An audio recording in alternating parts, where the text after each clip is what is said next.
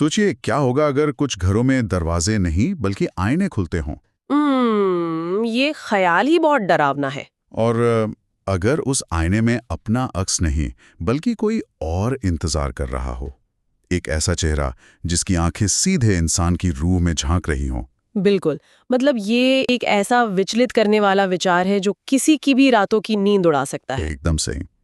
आज की हमारी इस गहरी छानबीन में हम एक ऐसे ही अंधेरे, रहस्यमयी और मनोवैज्ञानिक सफर पर जाने वाले हैं। और सुनने वालों के लिए ये सफर रोंगटे खड़े कर देने वाला होगा। हाँ, हमारे पास जो स्रोत सामग्री है उसका नाम है reflections of the midnight bride. ये एक बेहद सिहरन पैदा करने वाली कहानी है। बहुत ही डरावनी। और आज हमारा मिशन इसी कहानी की उन गहरी और स्याह परतों को खोलना है। ये समझना है कि कैसे एक पुरानी पश्तैनी हवेली, एक खामोश रहने वाली सास और एक दरारों वाला पुराना आईना मिलकर एक नई नवेली दुल्हन के लिए जाल बुनते हैं, जहां से वापसी का कोई रास्ता नहीं बचता। हम्म और इस कहानी का विश्लेषण करते हुए ये समझना भी बहुत जरूरी है कि ये सिर्फ एक साधारण भूतिया कहानी नहीं है। हाँ, इसमें कुछ बहुत गहरा छिपा है। बिल्कुल।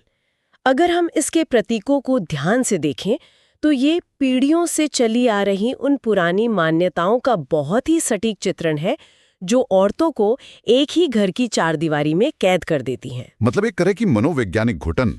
एग्जैक्टली। ये कहानी डर के जरिए उस जेनरेशनल ट्रॉमा को दर्शाती है।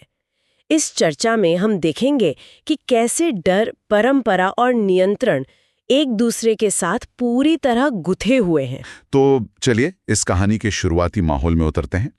कहानी की मुख्य किरदार है रीना। स्रोत सामग्री साफ बताती है कि रीना कोई आसानी से डर जाने वाली लड़की नहीं है। वो काफी तार्किक है। हाँ, वो शहर की पढ़ी लिखी और समझदार लड़की है। उसकी शादी को अभी सिर्फ 4 दिन ही हुए हैं और शादी के बाद उसे अपने पति अमित के पुराने पुश्तैनी कस्बे में आना पड़ता है, जो कि अपने आप में एक बहुत बड़ा बदलाव है। बहुत बड़ा। और इस घर का जो माहौल है वो एक जीता जागता किरदार महसूस होता है। हवेली की वास्तुकलाई कुछ ऐसी है जो इंसान को असहाय महसूस कराती है। ऊंची ऊंची छतें। हाँ, ऊंची छतें जिनमें हर आवाज गूंजती है, लंबे और धुंधलेके में डूबे गलियारे और दीवारों पर टंगी वो पुरानी तस्वीरें जिनकी आंखें अजीब तरह से चमकती हैं, जैसे वो आपका पीछा कर रही हो। बिल्कुल। और इस इतनी बड़ी हवेली में, इस भूल भुलैया में सिर्फ 3 लोग रहते हैं, रीना, उसका पति अमित और उसकी सास सावित्री देवी। सावित्री देवी का किरदार बहुत ही अजीब है ना? वो हमेशा एक सफेद साड़ी पहनती हैं। उनके बाल हमेशा एक सख्त जूड़े में बंधे रहते हैं और चेहरे पर एक बर्फ जैसी खामोशी है जो किसी भी तरह के संवाद को वहीं रोक देती है। चलिए इसे थोड़ा और गहराई से समझते हैं, क्योंकि इस भारी खामोशी के बीच एक बहुत ही तनावपूर्ण नियम है। हर रात ठीक 2:10 पर सावित्री देवी के कमरे की बत्ती जल जाती है और वहां से फुसफुसाहट की आवाजें आने लगती हैं। हाँ, तो ये 2:10 का क्या रहस्य है? देखो, ये 2:10 का जो समय है वो मनोवैज्ञानिक दृष्टिकोण से बहुत ही प्रभावशाली है। रात का ये पहर अक्सर डेविल्स आवर या विचिंग आवर माना जाता है, हाँ, जब दुनिया सबसे ज्यादा शांत होती है हाँ, और इंसान का सबकॉन्शियस माइंड सबसे ज्यादा हावी रहता है। कहानी में ये सटीक समय एक पैटर्न स्थापित करता है। इंसान अनिश्चितता से ज्यादा एक ऐसे पैटर्न से डरता है जो खतरे का संकेत दे। मतलब पहली रात तो रीना ऐसे एक संयोग मान सकती थी। बिल्कुल। लेकिन दूसरी और तीसरी रात भी ठीक 2:10 पर बत्ती का जलना ये उसके अंदर एक तार्किक डर पैदा कर देता है। ये समय उस अकेली नई दुल्हन के अलगाव को और गहरा कर देता है। वो अजनबियों के बीच है। हाँ, और रात के उस सन्नाटे में ये समय उसके अकेलेपन को एक बहुत ही विचलित करने वाली सच्चाई में बदल देता है। और ये बेचैनी तब एक ठोस रूप ले लेती है जब रीना ये जानने की कोशिश करती है कि उस बंद दरवाजे के पीछे आखिर चल क्या रहा है। तीसरी रात जब वो फुसफुसाहटें आती हैं तो रीना सास के कमरे के बाहर पहुंच जाती है। दरवाजा थोड़ा सा खुला हुआ था, है ना? हाँ, और कमरे के बाहर एक पुराना लकड़ी के भारी फ्रेम वाला आईना लगा है जिसके किनारों पर दरारें हैं। रीना उस आईने के जरिए अंदर झांकती है और उसे क्या दिखता है? वो देखती है कि सावित्री देवी कुर्सी पर अकेले बैठी बात कर रही हैं, लेकिन जब रीना आईने पर फोकस करती है तो रोंगटे खड़े कर देने वाला दृश्य दिखता है। आईने के अंदर सावित्री देवी के ठीक पीछे एक और औरत खड़ी है, लंबे खुले बाल, धुंधला चेहरा, लेकिन आंखें सीधे रीना को घूर रही हैं। और जैसे ही रीना दोबारा देखती है, आईना खाली हो चुका होता है। यहाँ जो बात सबसे ज्यादा हैरान करने वाली है वो ये है कि आईने का इस्तेमाल कहानी में किस तरह से किया गया है। मतलब एक पोर्टल की तरह। एग्जैक्टली। लोक कथाओं में आईनों को कभी सिर्फ कांच नहीं माना गया, उन्हें दूसरी दुनिया या सच्चाई का द्वार माना जाता है। पुरानी मान्यताओं में तो मौत के बाद आईने ढक दिए जाते थे, ताकि आत्मा न फंस जाए। हाँ, और ये जो दरार वाला आईना है वो एक टूटे हुए भ्रम का प्रतीक है। वो आईना वो सच्चाई उगल रहा है जो हवेली ने सदियों से छुपा कर रखी है। वो धुंधले चेहरे वाली औरत सिर्फ एक भूत नहीं है। नहीं, वो उस घर का दबा हुआ इतिहास है जो रीना के सामने आ रहा है। और ये इतिहास कितना स्याह है, इसका पता अगले दिन चलता है। रीना इतनी डर जाती है कि वो पड़ोस की एक बूढ़ी काकी से घर के बारे में पूछती है। और काकी जो सच बताती है वो बहुत खौफनाक है। बिल्कुल ज्यादा। काकी बताती है कि घर की पहली बहू का नाम नंदिनी था और शादी के सिर्फ 1 साल बाद ही उसकी मौत हो गई थी। उसी कमरे में? हाँ, नंदिनी ने खुद को उसी कमरे में बंद कर लिया था और जब सुबह दरवाजा टूटा तो वो उसी पुराने आईने के सामने मृत मिली थी। उसके चेहरे पर डर नहीं, बल्कि एक अजीब सी जमी हुई मुस्कान थी। ये सुनकर तो कोई भी सहर उठेगा। पर इसके बाद एक बहुत ही असहज करने वाला सवाल अमित को लेकर उठता है। जब रीना अमित से नंदिनी के बारे में पूछती है तो अमित बहुत ही नॉर्मल लहजे में बताता है कि नंदिनी की मौत के बाद से उसकी माँ बदल गई हैं। वो रात में बातें करती हैं। हाँ, अमित कहता है कि उसकी माँ कहती हैं वो यही हैं। मतलब अमित सब जानता है, वो अपनी माँ का बर्ताव जानता है, फिर भी चुप है। क्या हम अमित को दोषी मान सकते हैं? देखो, ये एक बहुत ही जटिल बिंदु है। अमित भी उसी विषाक्त माहौल की उपज है। फैमिली ट्रॉमा अक्सर लोगों को अंधा बना देता है। वो असामान्य चीजों को ही नॉर्मल मान लेते हैं। बिल्कुल, लेकिन मनोविज्ञान में, खासकर अब्यूज के मामलों में, निष्क्रियता या चुप रहना भी एक तरह की भागीदारी है।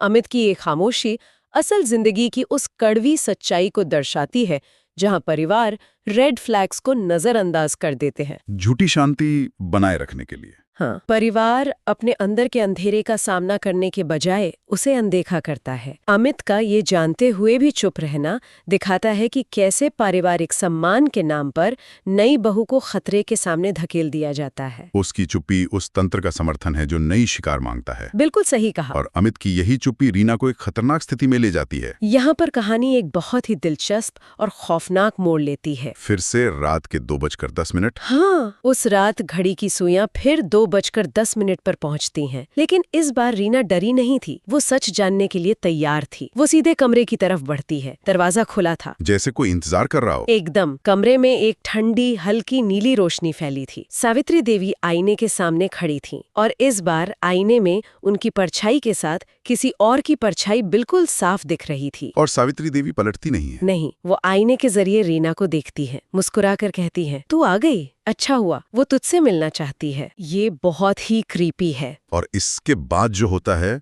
वो विज्ञान के नियम तोड़ देता है। आईने की सतह जमे हुए पानी की तरह लहराने लगती है। अंदर एक लड़की खड़ी है, दुल्हन के कपड़ों में, पीला चेहरा, खाली आंखें। वो नंदिनी है। हाँ, और वो बिना मुंह खोले सीधे रीना के दिमाग में अपनी ठंडी आवाज गूंजाती है, मुझे यहाँ रोका गया है। अगर हम इसे एक बड़े नजरिए से देखें तो इस दृश्य का सामाजिक प्रभाव बहुत गहरा है। सावित्री देवी का वो डायलॉग आपको याद है? वो मुझे छोड़कर जाना चाहती थी। हाँ, और आगे वो कहती हैं, लेकिन बहुएं घर छोड़कर नहीं जाती।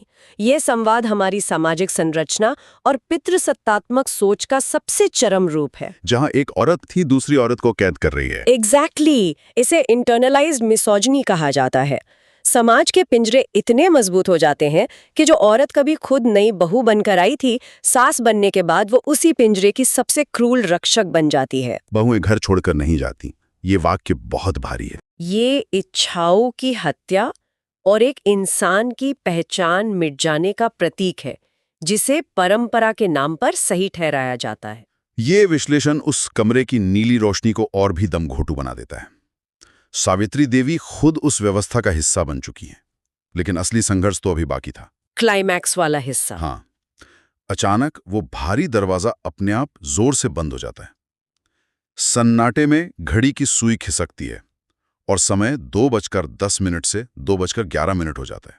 और आईने में तीसरी परछाई आती है, जो खुद रीना की है। लेकिन आईने के अंदर वाली रीना क्रूरता से मुस्कुरा रही है, जबकि बाहर असली रीना खौफ से रो रही है।